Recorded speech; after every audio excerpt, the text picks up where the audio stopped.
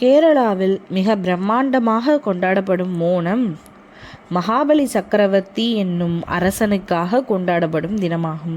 முன்னொரு காலத்தில் மகாபலி சக்கரவர்த்தி அரக்கனாக இருந்தார்.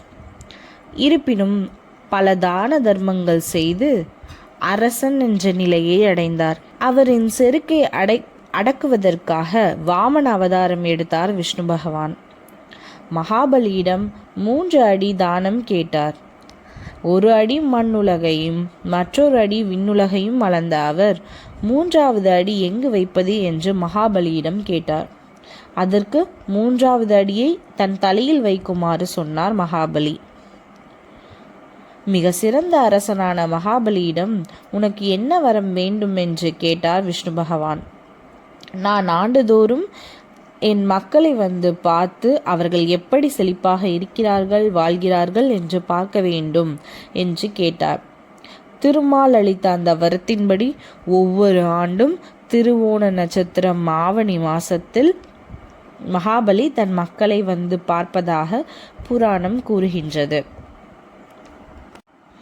இந்த ஓணம் பண்டிகை 10 நாட்கள் கொண்டாடப்படுகிறது. ஒவ்வொரு ஆண்டும் மலையாள மாதமான சிங்கம் மாதத்தில் அஸ்தம், சித்திரை, ஸ்வாதி, விஷாகம், அனுஷம், கேட்டை, மூலம், புராடம், உத்ராடம், திருவோணம் என தொடர்ச்சியாக 10 நட்சத்திர தினங்களில் கோலாகலமாக கொண்டாடப்படுகிறது.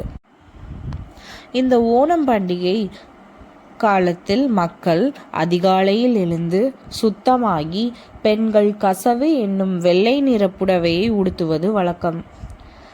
முதல் 3 நாட்களில் ஒருவருக்கொருவர் மக்கள் பரிசுகளை பரிமாறிக்கொள்வர். 4வது நாள் சுவையான உணவுகளை தயார் செய்து உற்றார் உறவினர் என அனைவரும் கூடி உண்டு மகிழ்ந்தனர். குறைந்தபட்சம் 64 வகையான உணவு வகைகள் இந்த பட்டியலில் இடம்பெறுவது வழக்கம்.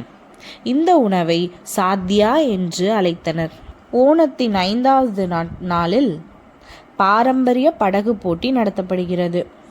இந்த படகு போட்டியில் பங்கு பெறுவோர் வஞ்சிப்பாட்டு என்னும் பாடலை பாடிக்கொண்டே உற்சாகத்துடன் படகை விரைவாக செலுத்துவது வழக்கம்.